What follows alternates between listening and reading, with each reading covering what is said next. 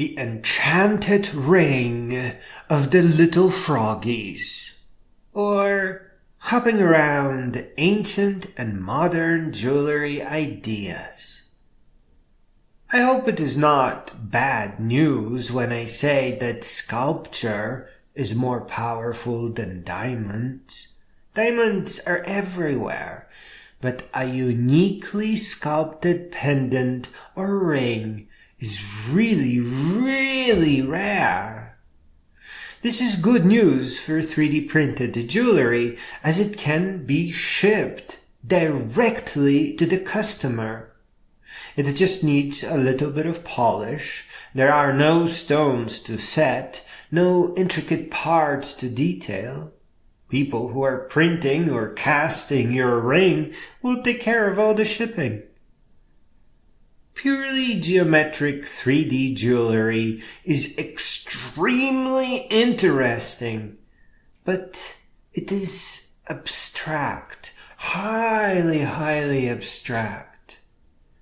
Now, to be clear, I highly encourage creating a sacred geometry line of rings, even if just for practice. And just as highly, I encourage to create a line of rings, pendants, bracelets, and earrings where the stones aren't so much set, but slid into the bands or construction, just to be cleverly secured, possibly with a cleverly removable gate. But creating a little frog ring with 3 or 4 or a dozen frogs, or maybe one huge one, is so much more.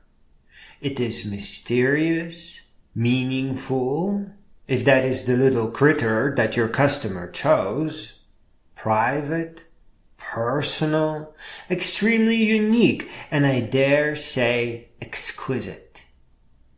Every piece of jewelry has a message, and all things considered, white diamonds have a message too, along with a dark history and artificially set price.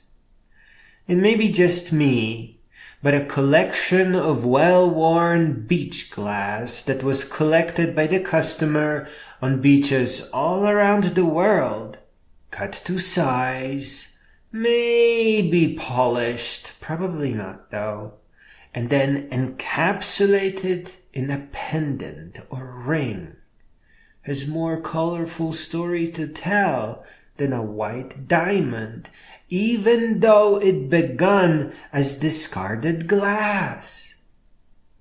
But a ring or an entire collection of all kinds of things that share the same sculptures, that is unbeatable. That is incredible. Especially since the same sculpture can be brought to the bigger world as a 5-inch figurine or a collection thereof. You could even design a series of spoons, coin pendants, even invitation cards and logos.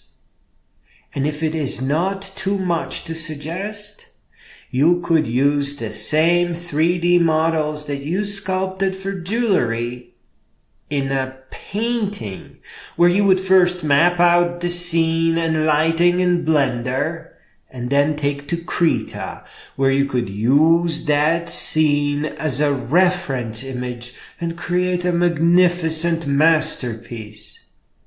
And if that wasn't too much to ask, then learning a sculpting style from our ancient ancestors, and then painting a series of paintings and displaying our ancestors in full dignity and glory and cheerfulness, and then presenting the multiple paintings in a silent graphic novel would be breathtaking.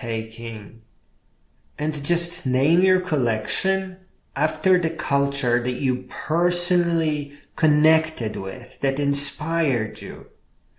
Become a modern caretaker of the style of their most decorative works. You don't have to set the price to be astronomically high, and some collections can be sold a few hundred times, but not countless times, just out of respect for your customers.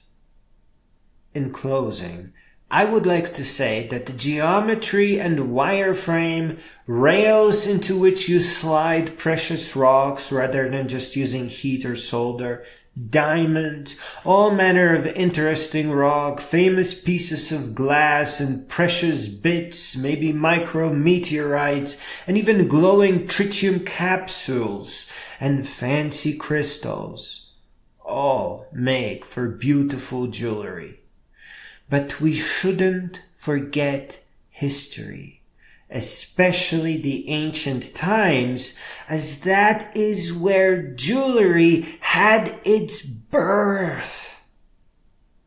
So I suggest that every once in a while, for every modern piece that you create, you recreate an ancient one too.